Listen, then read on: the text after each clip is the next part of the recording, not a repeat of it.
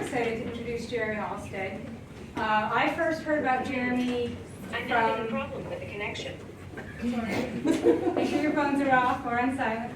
I first heard about Jeremy from the Fish, Wildlife, and Parks biologist up in the freeze-out area, that he was the go-to guy for reptiles, especially advocating for conservation and management of reptiles in Montana. And then I ran across Jeremy again doing online education and thought, who is this person who is doing such fantastic work? And immediately started begging him to come to Montana Tech.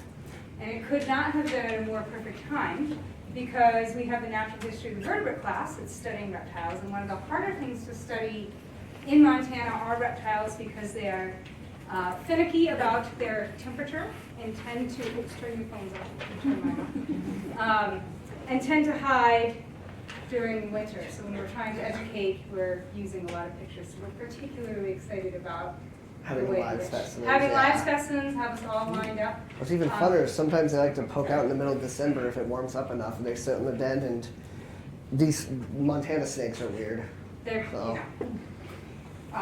You know more about the bizarreness of their behavior. Oh, yeah. I'm going to go ahead and send this around. For those of you who are in a class, just make sure you get your name and your class on it. And without further ado, I will turn it over to Jeremy, and I may carry stuff around. Oh, yeah. All right, so I'm just going to jump right in since you guys, usually when I work with little kids, I kind of, build it up, but you guys don't need to build up. So my name is Jeremy Allestad. I do what's known as a Montana Reptile Rescue. I also advocate for reptiles throughout the state of Montana, and I go around and I educate people about the native snakes to Montana and the benefits that they have in our ecosystem, as well as the different pests and things that they can remove. So when it comes to Montana, we have technically 10 native species. Even though there's debate on 11, we technically have 10 that are down in the book. Sorry about that. Down in the book. So first, I'm just going to go over the 4 I don't have because I get the boring ones out of the way since you don't actually get to see those. So in the state of Montana, I almost asked how many snakes I think we have, but so this is the one that is which I don't know if everyone in the back can see this. Might have to have her hand us around because I didn't have a PowerPoint ready, but. This is what's known as a smooth green. Now this one is the debatable one because it's only native in a small pocket of Sidney, Montana. So it's really kind of at the edge of Montana, and sightings of it are very rare. It's a very rare snake to track. I myself have gone out probably well over 100 times looking for one and only ever seen one. So they're not something that I'd recommend like going out mainly looking for. They're insectivores. So they're going to eat nothing but different insects. They mainly feed on crickets, grasshoppers. They'll even eat spiders. They're not much is too known about them in the wild because they're so hard to find. Their main defense will be to musk, which is very similar to a lot of snakes. Musking is when a snake defecates on you. It's its main defense.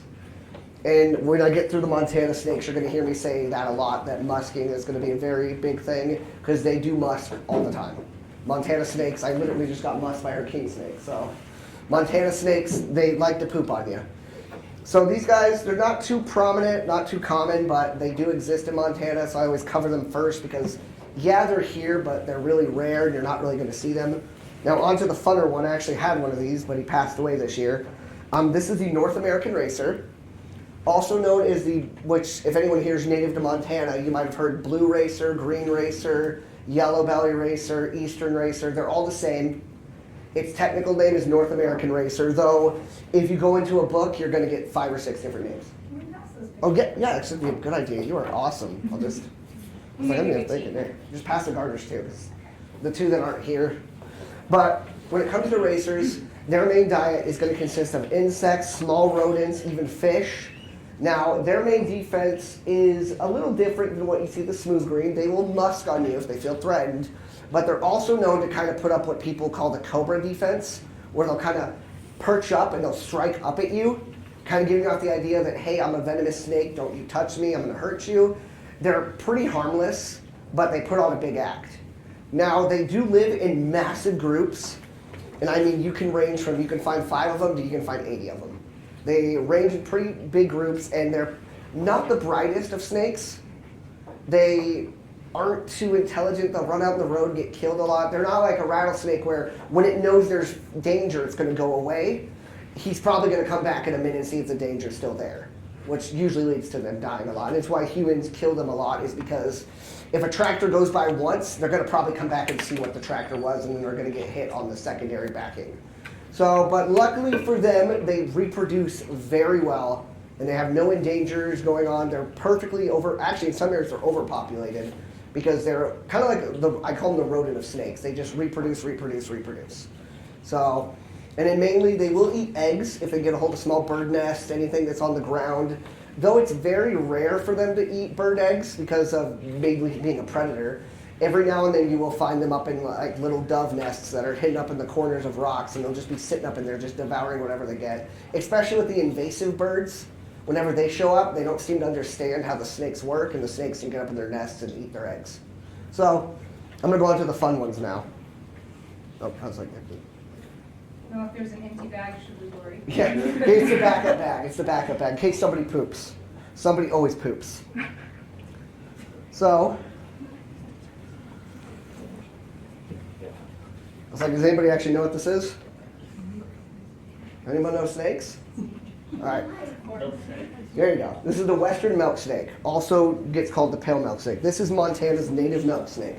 Now, Montana's native milk snakes are a lot smaller than you normally see when it comes to full-grown milk snakes. Now, these guys are nocturnal. They come out at night, and they're mainly looking for rodents, insects, other things along that same category they can eat. Now, when you see these guys out in the wild, they're pretty defensive very quick. They're going to be very aggressive snakes. They're going to shake their tail. They're going to puff up at you. They're going to try to look as big and intimidating as possible. They can't do anything. Even if they bite you, they're barely going to break the skin, and it's very rare that they even do that. These guys, when they feel threatened, their other defense is to musk on you, so if you pick them up, they will poop on you. It's just how they protect themselves. Now, these guys are actually a very interesting snake because they're almost impossible for us to track the number of them, and it concerns a lot at FWP because nobody knows if they're endangered or not. They're at that point to where we can't really tell if they're in a good spot or a bad spot. So they kind of fall in the species of concern area, where we don't think they're overpopulated, but we definitely don't think there's enough of them. And what mainly led to their downfall is agriculture. Their main home is the plains. So when you think about a snake that lives out in the prairie and the plains, where are you going to put a farm? You know, in that nice flat area. Well, when that happens, they kind of get pushed out, and they don't do too well with change. Now, these guys are mainly found in the Billings area, kind of Montana. They used to be all the way spread all the way north, but there hasn't been sightings in this area up to Great Falls, to Helena, all that hasn't been sightings in over a decade. So they could still be there. It's very hard to track a snake that's nocturnal, that's small, but especially with how big Montana is in its prairie life. But from what we can gather so far, they don't exist up this far anymore, which is sad because they're very good snakes and they're very good insectivores, and they can devour insects. And if they get big enough, yeah, they can take small rodents, but they're mainly going to eat small insects and stuff like that. They're really good for the environment in that way. Now, you want to walk around with them? Some people actually want to touch them. You know, one person's going to run out screaming. It always happens. Let me know if you don't want me to get too close, and I'll just There you are.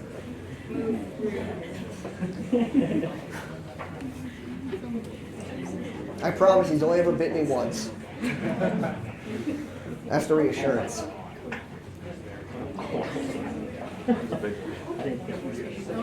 All right, so this is my favorite native species of Montana, probably my favorite species in the world. This is the western hognose. Now these guys, they spend most of their lives digging around in the dirt, looking in the mud, laying on back roads. They're not too active of a snake, but their main food source is going to be toads. So these guys actually are rear fangs. So they have two fangs back here in the back of their neck, and what they do is when they're eating a toad, they can pop it with those fangs. Now they are venomous, but the venom is, you don't need to worry about it personally. It's not going to affect you, it's going to affect the toad that they're going after. So these guys, and really the only way to get bit by a hognose is to put your finger in their mouth. So and if you do that, then you might be in a little bit of trouble, but not from the venom, from the bite. Now these guys, when they feel threatened, they have a really interesting defense. So what they'll do is they'll coil up and they'll hiss and they'll pretend to be a rattlesnake. As you can see by the coloration, they look very similar to what you'd think a rattlesnake will look like. And if you were to gaze at one of these in the wild, you'd probably think that was a rattlesnake that went by. Now, when that fails, they have a very unique defense that they do that is special to their species. They will roll over, stick their tongue out, and they play dead. And that's their defense. You can flip them back as much as you want, they'll flip back over like they're dead. These snakes are notorious for playing dead on back roads. People find them and they just roll over, play dead. In captivity, when she was really young, she used to roll over and play dead every day, and you open up the tank and she's dead. So, and then you reclose it and she's on the other side of the tank, but now she's dead on the other side of the tank. So, and you know they're faking it because you can flip them back and they just go. I mean, there's a couple times I actually worried because she did it really well. But they're known for being very dramatic snakes too. These snakes, no matter how much you handle them, you're probably going to get a hissy fit. I've only ever had one hognose that ever actually calmed down all the way. Even her, like, if she's had enough of me touching the tank or moving something around, she's going to have a hissy fit. She's going to go flip her water dish. She's going to go dig around the enclosure, cave stuff in. They get very dramatic very easy. And I love these snakes to death, but they're the drama queens of the snake world. So we'll go switch. Now they're very cool snakes though. They're honestly one of my favorite. They're amazing.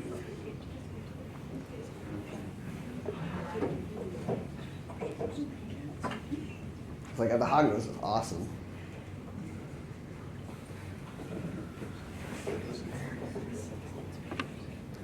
All right.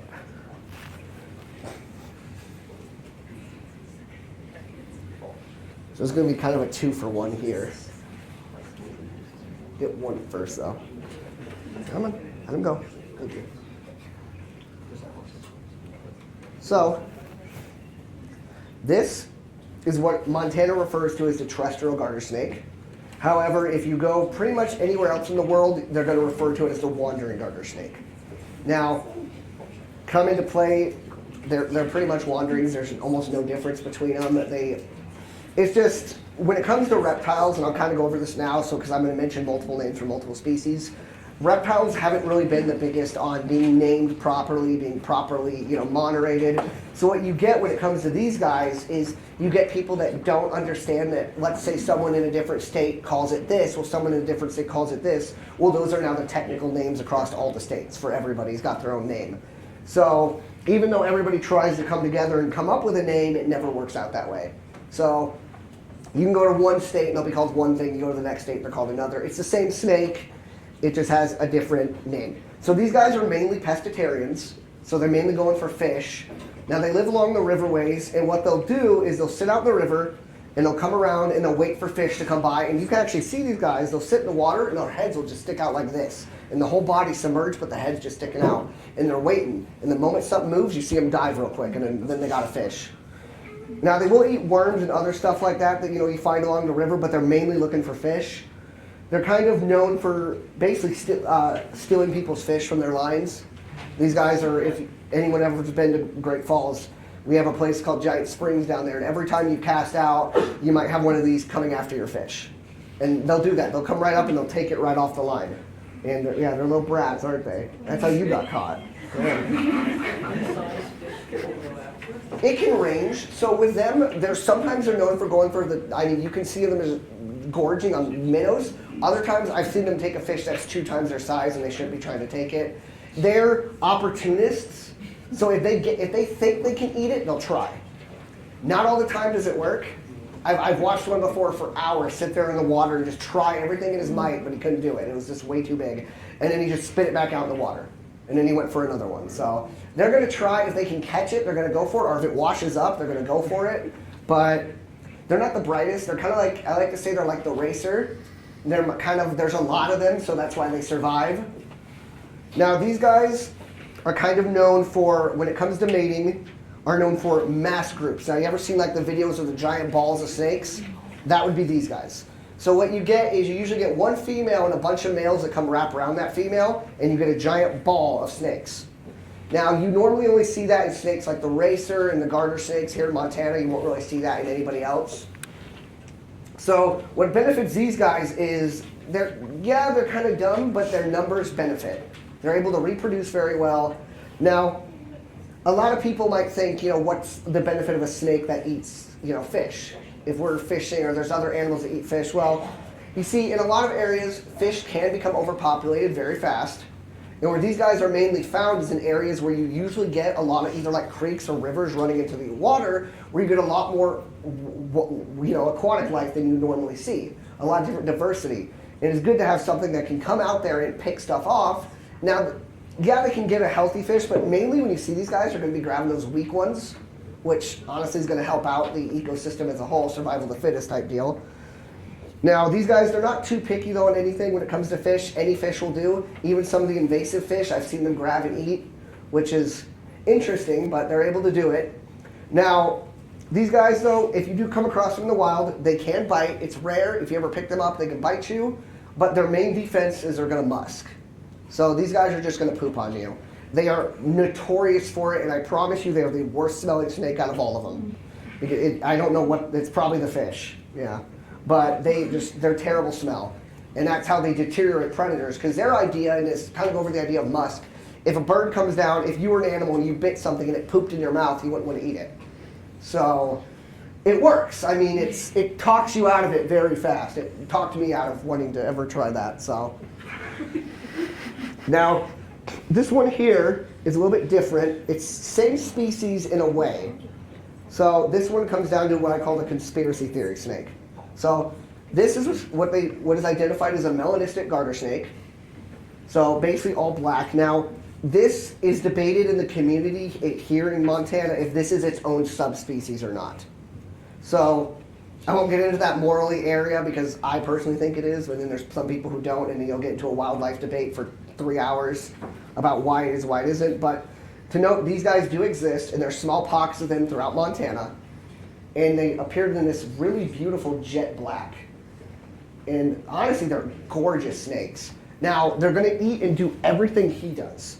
And you can find them usually, if you find the wandering garter, you'll find them. You can also find them where you find the common garter, which is also called the red-sided garter snake. You can find them usually in those areas. Now, nobody knows exactly what caused them, but since they're able to reproduce and make their own babies and able to sustain their own population, so in my opinion, yeah, that justifies a subspecies if they're able to maintain themselves, but it's still up for debate. It's still something that the community has been very, and I guess no one wants to write a new paragraph in the book is what it is. It's a lot of work when you have to reprint a sheet with an extra paragraph, so. You want me to switch with you? I'll give you the garters. He's just balling up, and then here's the cool one that you liked. I'm going to go in the opposite direction.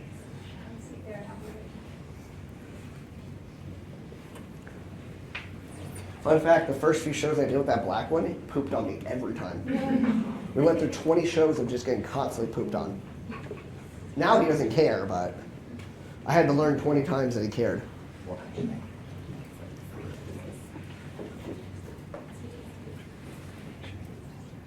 Oh, I pulled this one out. Earth. I'm losing my mind. Oh, here you are. Oh, you pooped. It's a good thing you bring an extra bag, because that's gross. That's gonna smell. Oh, it's everywhere. Oh. Come on. Get out of the poop. Get out of the poop. Roll. Okay. Now these are what is known as rubber boas. Now when it comes to snakes, you're not going to find one more friendly than these guys. Oh, there's poop on you. Hold on. Does anyone? I'm just going to. Yeah. There we go. That is gross. It probably wasn't you. He pooped on you, didn't he? So, oh, they smell.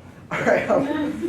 Normally they don't smell this bad, I promise. But these guys are mainly found in really various climates. Mainly mountain ranges is where I've had the best luck. It's where, if you ever talk to anybody about where they've seen rubber boas, you're usually going to get like some small town in the middle of the mountains in the middle of nowhere. Seems to be the best spot to find them. I have found them in cities before.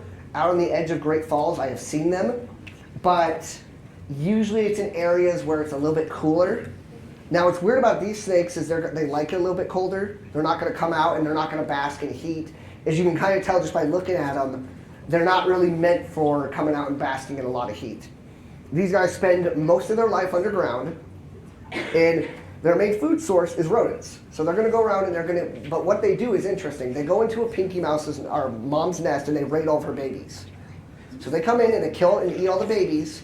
And what they do while they're doing that is, if you kind of hard to tell when they go around to see it better, the tail, this is meant to look like the head. So what this does is this will distract the mom, and will punch the mom in the face a few times and get the mom's attention while the head's currently going and eating all of her children. So it works. They can take larger prey. However, it's rare, but they can. I have seen them eat a chipmunk before. That was very interesting to see. I didn't think he was going to win, but one of them won. And I have seen them eat like full-grown mice before, though it seems to be pretty rare. Now, rubber boas are a little weird on the snake scale because they don't eat, like most of my snakes, everybody here except for the garters eats once a week. The garters eat like 3 times a week. These guys eat once a month for me. They don't like to eat much, they don't like to move much, they just like to relax and live life as it is, and they take forever to get around the enclosure. Now, when they feel threatened, their defense is to punch you with that tail, which they will do sometimes, or they'll musk on you, which kind of the big thing about them is you're mainly going to get punched, which is kind of cool. It's like a little boxing glove, and it does nothing, but they think it's doing something. What's cool about one of them here, when he goes around, you'll see it, he has a burn mark on his tail. The person that found him actually found him outside trying to fight a fire. So he was punching the fire. It wasn't going too well. I got to see the video of it. It's great. He's sitting there literally into the fire with his tail. He thought he was winning, but the fire didn't think so. So lucky for us, we were able to get a hold. He had some good scarring, but it pretty much all healed up except for his tail. And then the other one here kept getting into somebody's house, and they kept freaking out because apparently this is intimidating. He was like this big at the time, so apparently that's intimidating. But if you're scared of snakes, I guess anything as snake-wise is intimidating. Now, these guys are kind of cool too because sadly I only have one color to show you, but they can range. I've seen tan, brown, blue, almost like a vibrant green. Like they go in so many different colors. And they're all over in the mountain ranges of Montana. I mean, especially in Missoula area, they are all over in Missoula. I have seen so many in Missoula. They're hard to find since they spend most of their life underground, but if you ever get your hands to, or get to see one in the wild, admire them because it's probably the only one you're ever going to see. They are super cool, super awesome little snakes to see. They won't hurt you. They're honestly, when it comes to snakes, everybody puts these guys into #1 for the most docile snake you're ever going to see. These guys aren't going to hurt you. They're not going to bite you. They're going to stare at you probably and wonder what you are and then try to run away, but they're not going to hurt you. These guys are just super friendly. They're probably the only snake, if you knew what it was in the wild, you could honestly just move off the trail and have no fear in the world of it hurting you. You get the poopy snakes. I wash, I dry, and I heal. Yeah, all right. If they let me go, they don't want to let me go. They're like, you're my new friend.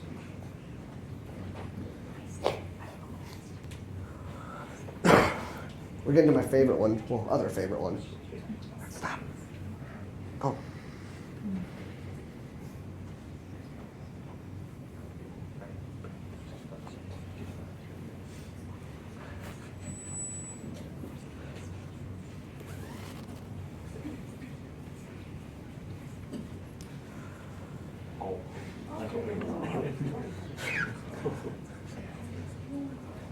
Anybody here know what this is? So, bull snake, also known as gopher snake. So to go over this in a way that makes sense real quick so I can explain the difference. There really isn't a difference in the mindset, but it's more of a subspecies thing. So the idea to put it into play is a bull snake can be a gopher snake, but a gopher snake can't always be a bull snake. If that kind of makes sense? Because it's a subspecies, not all gopher snakes are bull snakes, but all bull snakes are gopher snakes. So that gets that out of the way before I have somebody ask, well, it's a gopher snake, because some people where they come from, it's probably called that, or you probably heard bull snake, or, it gets confusing very quick. But these guys are mainly known for eating rodents. So their entire lives consist around going around and just demolishing rodent populations. These guys are awesome, and I can tell you that they can take out, at max size, they can take out prairie dogs, they can take out gophers. They have no problem taking out bigger stuff. Even rabbits, they can take it out. Now, in the wild, these guys will mainly look for rodents and other smaller, mammals and get their hands on, and they will kill them by constriction, and then they'll eat them. Now, Unlike a rattlesnake, these guys don't have to really rely on the venom, so they can really go on a really good hunting spree if they really want to. They can honestly take out a lot, and they're a lot bigger than rattlesnakes. In Montana, at least. I have to specify that, yes, there are some large rattlesnakes down south. Montana's prairie rattlesnake, it averages at 4 feet. So bull snakes are known to average from 6 to 8 feet. So you get a pretty good difference there in size and shape. Now, one thing about these guys that is a misconception I'm going to kind of cover is a lot of people believe these guys kill rattlesnakes. They do not directly hunt rattlesnakes. Where that misconception comes from is because in the middle of the summer, rattlesnakes switch to nocturnal hunters. They switch to daytime hunters. So if you're a farmer and you're out in the day and you're only seeing bull snakes, you're going to mentally associate the bull snake with, oh, the rattlesnakes disappeared because the summer started, the bull snake must be eating them. No, they can cohabitate, they cannot co-breed. A lot of people have this theory that they can breed together, they cannot. One's egg bound, one is live birth, they're just not genetically set to breed together. But these guys, the reason they're so beneficial is because they're going to keep disease down. They are really good at what they do. They have a very high tolerance to a lot of different rodent-based diseases. And they're going to eat and destroy rodent populations in areas where other snakes really couldn't. And what's nice about these guys, you can kind of tell just by the size of them, not much messes with them. I mean, their main predator is going to be a hawk or eagle, something to get a hold of them, maybe an owl if they're small enough. But besides that, that's really the only thing they need to worry about is, the bigger stuff. Now, these guys have a defense that they're known for where, oh, you're, okay. That's not a good sign. That's the where's the female at sign. Yeah. When that tail goes like that, I know what you want. No. Yeah, that's... Never had one do that in the middle of a show before. Yeah. I'm not a girl, I promise. No. Yeah. All right, but, so, when it comes to these guys, though, their main defense is they're gonna hiss real loud, they're gonna get to a striking position, and they're gonna shake that tail, not like wiggling it like he just was, like, it looks like a little vibration thing going off. And they're going to sound like the world's most angry air compressor. And they're going to sit there and they're going to nonstop hiss at you. And the reason they're doing that is they want you to think that this is a rattlesnake. They want you to look at him and go, that's a rattlesnake, I want nothing to do with him. And the main point of that is if you're a predator, let's say a bigger rodent, like give it one of the varmints or rock chucks. I know they get a million different names. One of those comes up on one of these and it's big enough to eat it. Well, if this thing starts rattling like a rattlesnake, it's going to think, okay, I need to back off. And it's basically just for defense. Now, us as humans have kind of ruined this defense a little bit because the moment we see the tail shaking, we usually shoot, which doesn't really help their population. Now, granted, they're not in any danger, but at the same time, I wouldn't say it's a great idea to massacre them off because they are so beneficial for rodent control. These guys, they're not in the pest range of snakes. Garter snakes can get considered pests because they overbreed. You're not really worried about that with bull snakes. You're not worried about overbreeding. You're worried about, just kind of a small population. Usually one bull snake likes to stick to himself and they don't ever meet back up until either mating season or whenever it's time to den up. Now, these guys, as I was saying earlier, they're egg bearers. So they usually lay eggs that can range from up to 12 to 24. All depends on how big the snake is, how healthy the snake is, all that. Now, what's cool about them is when they mate, they usually go out and they find a female by themselves. They don't come to a big group like a garter snake. And what they'll do is they'll come up on the female and they'll actually bite behind their head. And they'll curl up with the female and then that's their mating thing. You ever see a bull snake holding another bull snake's head in the wild, they're not fighting, they're doing their thing, leave them alone, don't try to intervene. Because that male will probably be very mad at you. So, also another cool thing about these guys, which a lot of people don't know, is they do range very well in coloration. Now, this one's a little bit of a darker color, but they can range to almost like a bright black to almost like a red. They have pretty good, it all depends on where you're at in the United States or where you're at in Montana. There's always animals kind of naturally range to camouflage and where they're at. So some of these guys, you find them along the river, they can be a lot more vibrant. Where if you find them up in the rocks, they can kind of look like this guy came out of an area that's almost like a desert. And he's got, more of a darker color. He still holds the bull snake a little black to brown to black, which is really common with bull snakes. Now, it's very rare it doesn't happen, but they usually always have black to brown back to black on the edge. Now, sometimes genetics can be weird and skip that, But 90% of the time you see a bull snake, this is how they're going to look. Now, you want to do the fun one, right? I promise he won't hurt you. If he poops on you, it's not my fault. But he pooped a few days ago, so he should be good. Should be. It's a key word.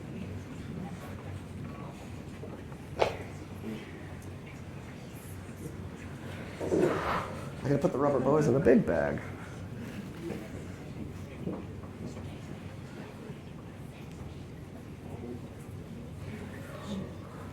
Okay. So before I get on to the fun part, I'm just going to use the dead one first. Because the live one isn't going to be handled long at all.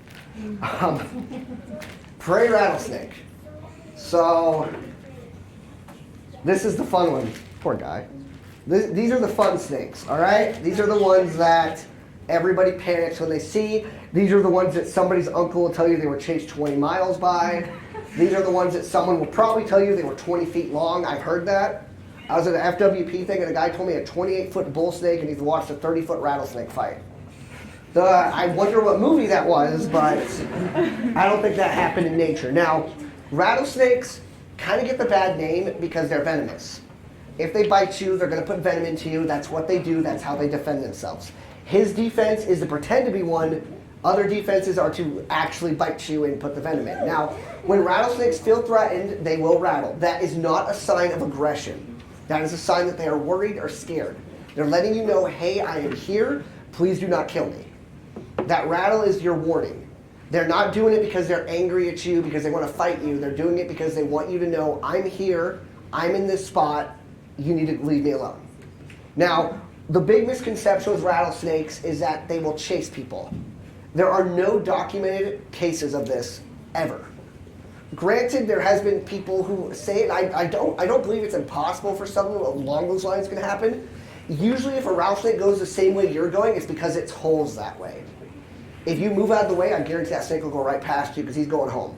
Rattlesnakes, they're very shy and scared animals easy. And unlike other snakes, they actually like to stick around in groups. So usually if you find one rattlesnake, you're going to find a couple. And that's kind of the big thing with farmers is when they see one, they know that there's more. And that's just the worrisome starts to kick in because they got cattle or something. And then there's one in the barn, where's the others? So now what's interesting about rattlesnakes is when they're young, their main food source is ticks. They'll actually gorge on ticks and small insects. And as they get older, they'll move on up the scale until they get to the rodents. Now, it actually kind of surprises people when you hear rattlesnakes eat ticks, but yeah, they'll eat ticks. They'll pretty much eat whatever they can get their little mouths on. So, and you don't really have to waste venom on a tick, so I mean, that's kind of nice, I guess. Another thing about rattlesnakes you kind of get misconception is that that when you see them, and you see them fighting and everything, that's not mating that you see when the two rattlesnakes are up in each other's face. They're usually fighting over dominance for a female. Now, unlike a bull snake who's going to go out and look for a female and just go, hey, we're good, we're done, the rattlesnake wants people to know that he's in charge. So he's going to come out and he's going to wrestle with another rattlesnake, and hopefully there's a female nearby. Well, there usually is, that's why they start wrestling. And the winner gets to go and mate with the female, and the loser just goes and sits at the bottom of the hill and feels depressed until somebody he can beat shows up, and then he gets the win. So rattlesnakes, since they're more of a social species, isolation with them is actually a very bad idea.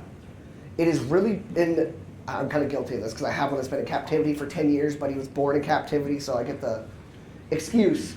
But usually it's wrong to isolate them because unlike a bull snake who you could separate him from a female his entire life, granted I don't, and he would be okay. Rattlesnakes seem to suffer without having anything to communicate with. And the rattlesnake I'm going to show you guys today is very famous for rattling at the glass in the middle of the night. The people who house him for me, they love him to death because at 2 a.m. he'll start communicating with himself. So I guess that's always fun. Now, another thing on rattlesnakes, we're going to go over kind of a little bit about being bit. What do you guys, and this, I'll kind of ask this if anyone knows, what do you guys think you do if you get bit by a rattlesnake? Anybody got an idea? Besides go to the hospital. I was like, what? Actually, no. No, do not ice it. Do not apply any, actually. So what's interesting, and that's, in some cases, you would want to ice something, but the issue with that is you're going to bring down the swelling, which is going to let the venom keep going. Rattlesnake venom is going to clog up. It's going to make almost like a blood clot. And the issue is, and this is another issue, is you might hear someone say, suck out the venom.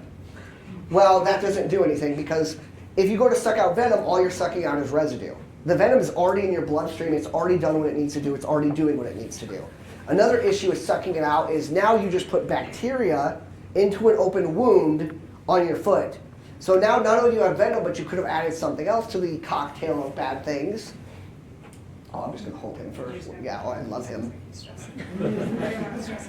Here, you can just, come on.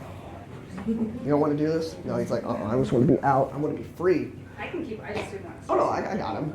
So, now that's with rattlesnakes, another thing that you don't want, so don't suck out the venom. Another thing is you can transfer, if you have a cut in your mouth, you just transfer venom residue to your mouth very close to your brain. Congratulations. It's not going to go well, I promise you. Another thing you'll hear though is people are like, I've heard people say pee on it. I think that's a jellyfish thing that people get from it, but please don't pee on an open wound in your body. Please. I beg you. Another thing you'll kind of come across though is, like, whenever you get bit, the biggest thing you want to do, and it's hard to do because it hurts, you're going to want to lay down, take a deep breath, relax, and just remain calm until you can get medical help.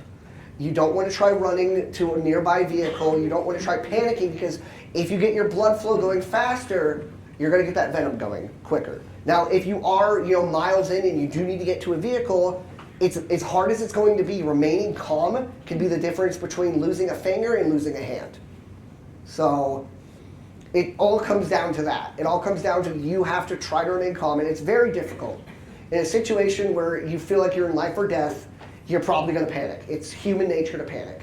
And no one would blame you, but at the same time, it's being more collective and thinking is going to get you out of trouble. Now, another issue that comes across with rattlesnakes is when people see them, they just try to book it the other way.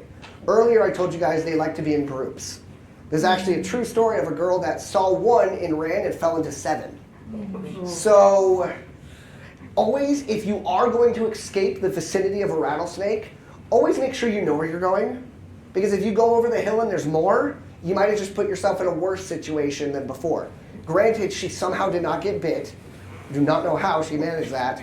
The girl was fine, but still, that's one of those scenarios of situational awareness.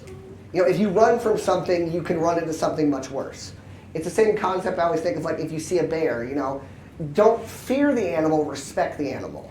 Because if you respect it, you're not going to do something stupid and irrational. No, you don't want to open it. It's all frozen and bloody. It's not fun. Another thing when you're out with animals though, and especially snakes, so as you kind of see here, I handle these guys pretty freely. I'm pretty confident in myself with these guys. In the wild, do not go out and try this. If you try this, you're going to get bit.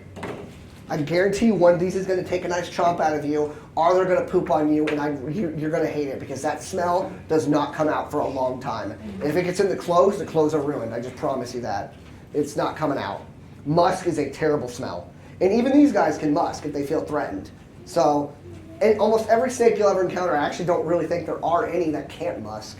I was like, everything poops, so technically everything, well, not everything. I know there's like microorganisms, but I'm not going to get into that. I had this conversation the other day with somebody who brought up that plants don't technically poop, and I'm like, I know. So, but yeah, when you do these type of classes, people are like, well, technically, and you're like, all right.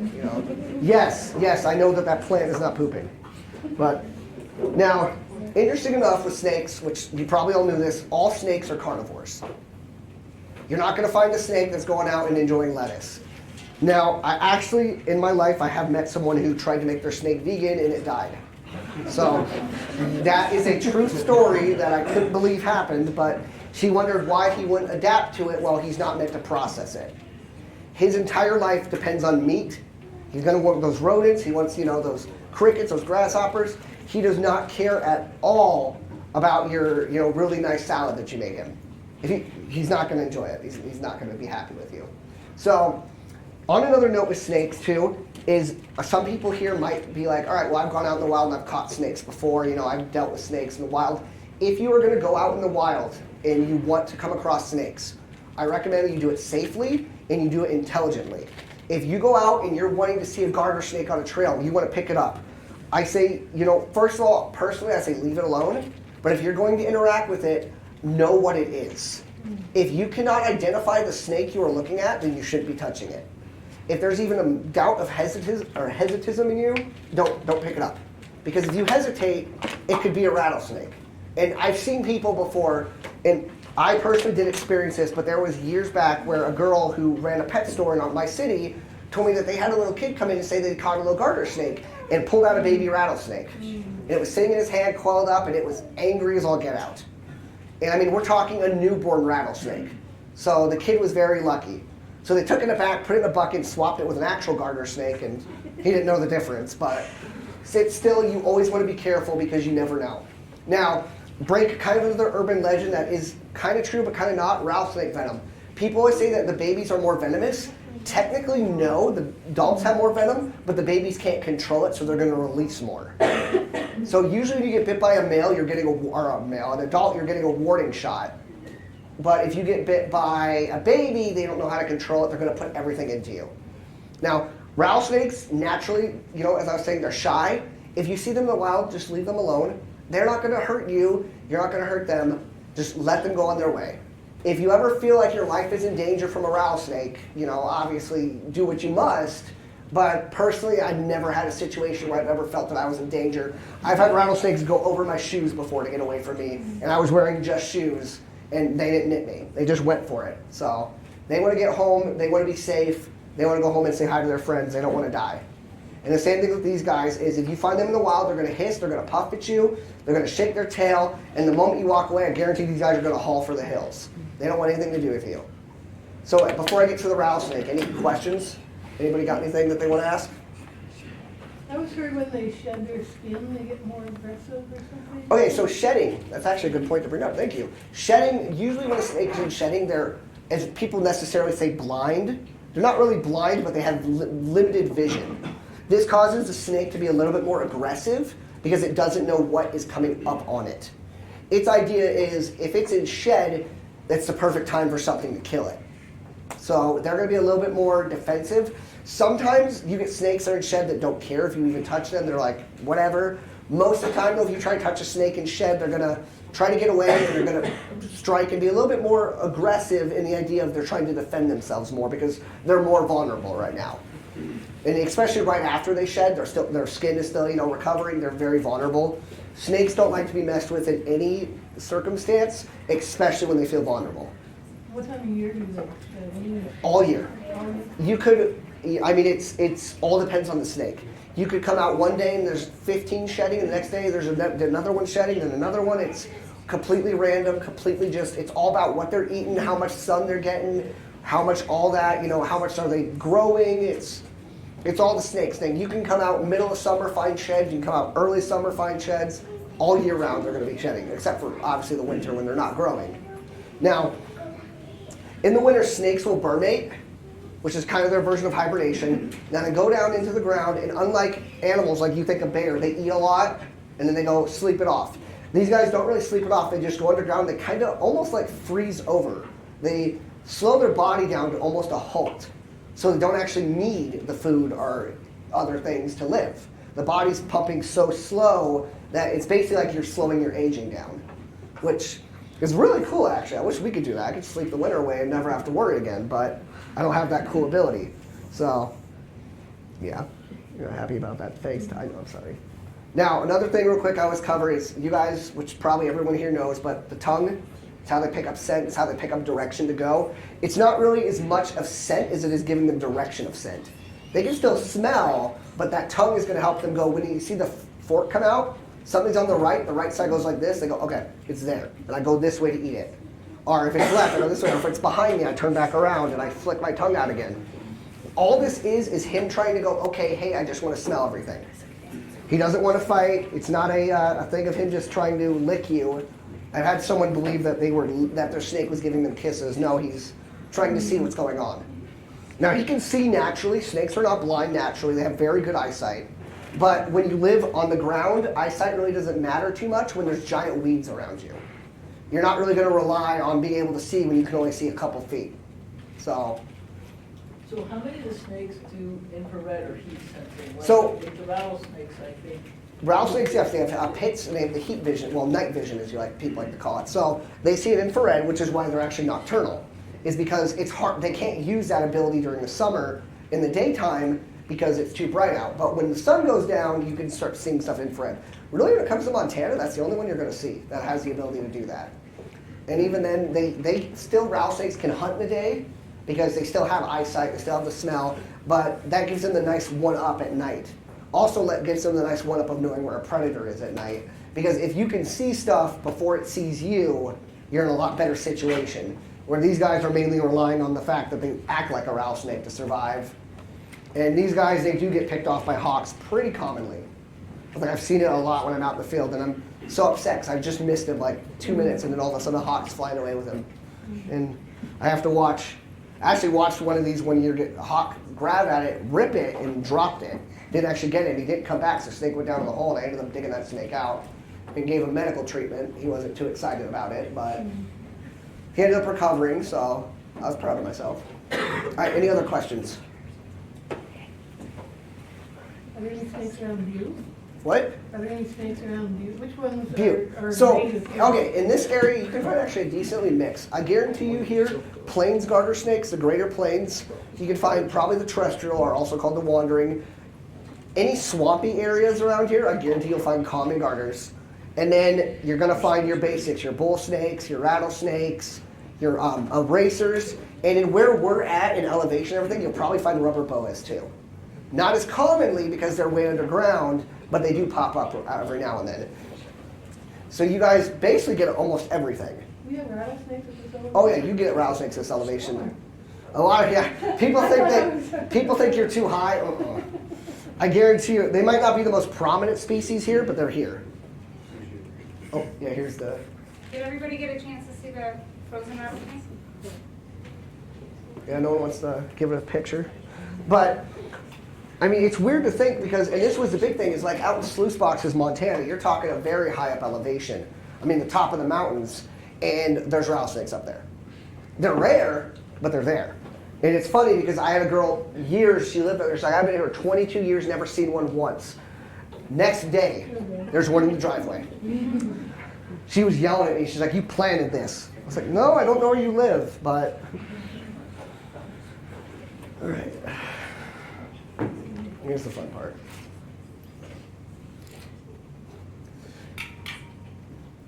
So I'm only going to have this guy out for a second because as much as I love him and he loves me, he can hurt me with venom, and it's hurt juice and it doesn't feel good, and the hurt juice isn't a fun thing to get hit by. Now before I let him out, how many people do you guys think have died that we have documented in the state of Montana by prairie rattlesnake bites? A little bit higher than 0. Someone at 5, a little bit lower. 2. Well, there have been 2 reported deaths. One of which was a result of a heart attack from the bite. The other one was sheer stupidity. Because the person got bit, and they got bit by multiple rattlesnakes in a session and said, I'm going to go home and sleep it off. That was their exact words, and they died.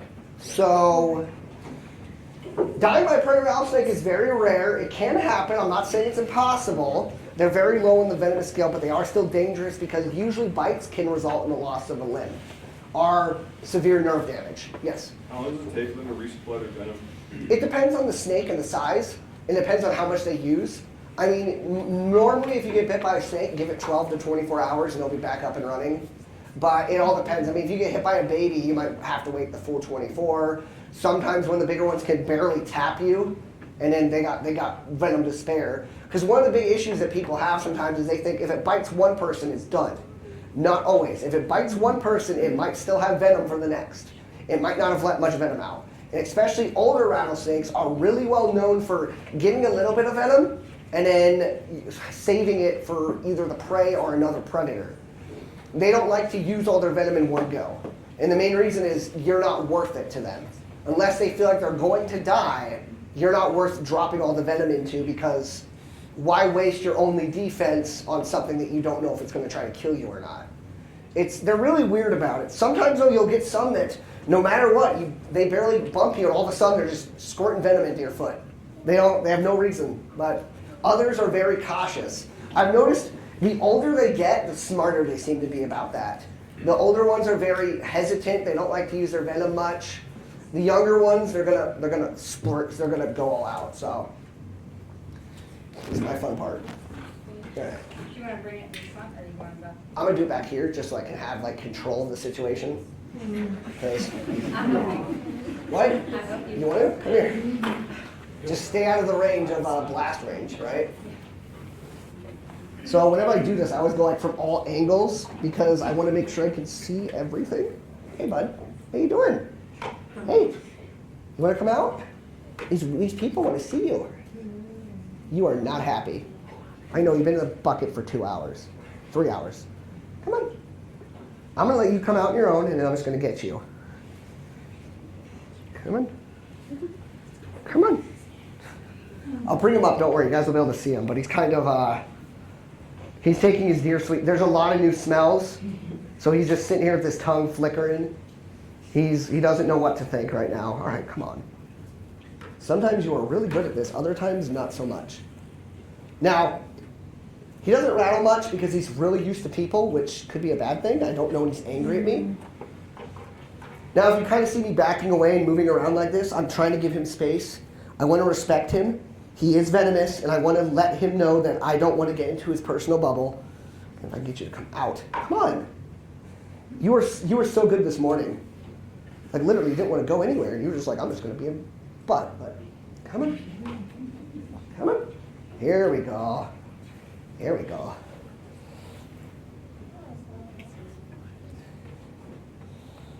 So always when you have a venomous animal, you want to control the front. And I have controlled the front. Now, this is the Prairie Rattlesnake in all of its glory. I'm going to put you up here for a minute. Please don't fall off the counter. Here. You peed all over yourself, didn't you? Don't come off the counter, please, because I'm not going to catch you. But this is the Prairie Rattlesnake in all of its glory. Now, these guys, as you see, I'm giving him his space out of respect, but he's not coming at me. He's not trying to advance on me. He's not shaking he's actually not even shaking his rattle right now. He's not nervous. He's not scared. He's just checking out what's going on. The worst thing to do with a venomous animal is to panic. And if I can remain calm and make him think that he can remain calm. So I just don't want to give him any reason to panic, any reason to believe that he is in any danger. Because if he believes he's in danger, he's going to give me the venom. He's going to give me the hurt juice. And I'm not going to blame him. Because I understand that that's how he defends himself. Unlike other snakes that can poop on me, he doesn't have that luxury as much because I'm not going to be holding him to, oh, you're just going to go, no. You can't go in there. Do you want me to move the frozen one while it's nice? Yeah, if you want to come around and grab it, by all means. You want to play Russian roulette? It won't end well, trust me. But as you guys can kind of see by him just kind of moving around, and I'm giving him all the space in the world, I'm not forcing him into anything. Because if I was to try to force him, which I'm sorry for the people in the back, it's very difficult to have a venomous snake up in the air and show you guys and still have control of that venomous snake. I want to respect him 100%. I know his venom probably won't kill me, but I don't want to have the fun experience of sitting in a car ride home for 2 hours with an arm that's 3 times the size it should be and wishing I was dead. So, Okay, we have a hospital here. yeah. I'll go to the Butte Hospital, right? So what does anti-venom cost? If you get bit, you're going to break the bank. I promise you. Anti-venom of value, a shot, last time I checked, this could have changed, but this was last year, is $8,000 to $10,000 a shot. How many shots do you think you need on average? 8 to 12. And guess what? No medical insurance has full coverage on that. None in this entire state. So if you get bit, the most you can get is up to 50% coverage. So take $120,000 and slice it in half. That's what you're kind of stuck with. I was told years ago that not all hospitals have venom. Yeah, that actually is true. Some have to airlift it in. It's good to call it in. And if you do actually get bit, it actually costs more if they have to airlift it in. If you're in an area where venomous snakes aren't as prominent, which could be Butte, honestly, because I guarantee they're here, but they're not as prominent, you probably would have to airlift it in from Great Falls, Billings, or Missoula or something, and they're going to charge you that helicopter fee too. And that's not a cheap fee. I mean, it's insane, but some venom bites have ranged upwards to $400,000, $500,000. It's insane. Yeah, I know, you are not going to go say hi. There Yeah. was a geologist bitten by a rattlesnake, and he had Oh, yeah. to run back to the car. He fell down, scraped himself all up. He got to the hospital, and they said, "Oh, look at your legs, they're all scraped up." He Yeah. goes, "No, I got bitten by a rattlesnake." Well, the thing about bites is a lot of times you get hit with dry bites, and that's kind of, it's one thing that sucks because everyone, I always tell everyone go straight to the hospital, but at the same time, it is very expensive. It sucks. It really does suck, and I wish it wasn't because honestly, Venom, anti-venom could be a lot cheaper to make if it was more of an open industry. But again, I'm not going to get into the whole hospital thing, but it's a very well-closed industry that only a few people are able to get into, so therefore you shut out other possibilities of third parties. So You don't milk these guys? oh no, I don't have the permits for it, and I wouldn't want to, as much as I love him, I don't want to get that close. I pet him and I bathe him and everything, and we have a mutual understanding that once every 2 weeks a giant rat comes into the enclosure and it's all his. But besides that, our conversations are pretty limited, huh? I mean, I talk to him like he's my baby, but then the moment he comes out of the tank, I'm like, hey, I feel bad. I'm like, I'm a bad father, I know. I'm sorry. So this guy actually is, so I'm going to tell you guys his name. His name's Snuggles. I didn't name him. He is. So this guy was caught actually by some random man out in the middle of Cascade one day, called me and goes, hey, I've had this pet rattlesnake for 6-7 years. You want it? I'm like, what do you mean you have a pet rattlesnake? I get there and he's got a big container. And this guy's just sitting there sleeping away. And I was like, okay, I guess. Well, originally he didn't tell me it was a rattlesnake, actually. I got to clarify that. I got out there and found out it was a rattlesnake. And it got told, and then he handed me a Mojave, which that's a rattlesnake that's not native here and very venomous. And I was like, well, this is fun. So I've had very unique calls in my life. That was probably, honestly, one of the best, though, because here we are, 3 years, 4 years down the road after getting him, and he just doesn't mind. As long as he has food and water and he can poop in the water dish, and it makes it so hard to clean the cage, he loves it. So any questions about these guys in particular while I have them out? How long can they live? Upwards of anywhere from 20 to 25 years. So if you think about him, he was actually found at the age of 10. So, or not 10, my bad. He was found when he was a newborn, so he's only about 10. So he's got 10 to 15 years on him, good? Yeah, we're talking about you. Jeremy, Yep. I've actually heard that the rattlesnakes tend to be easier to tame down and handle. It's Yeah.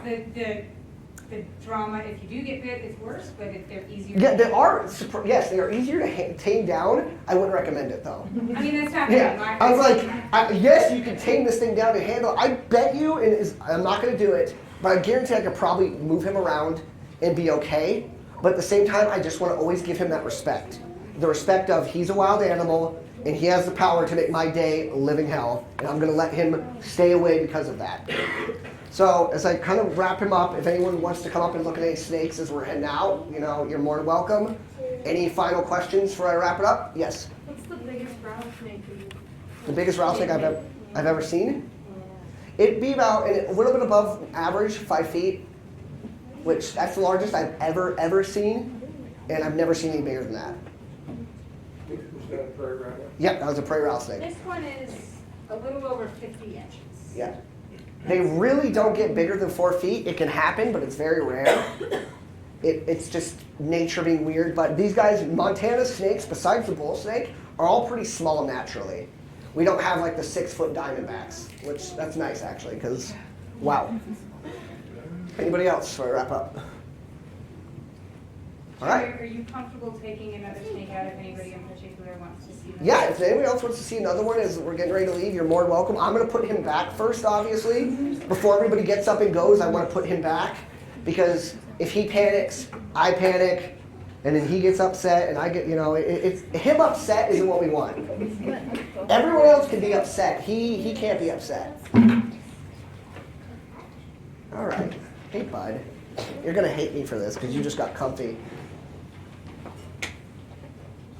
I have it the wrong way, even. I am not in the zone today, am I? Come on. Oh, he's just staying down there. He's a good boy.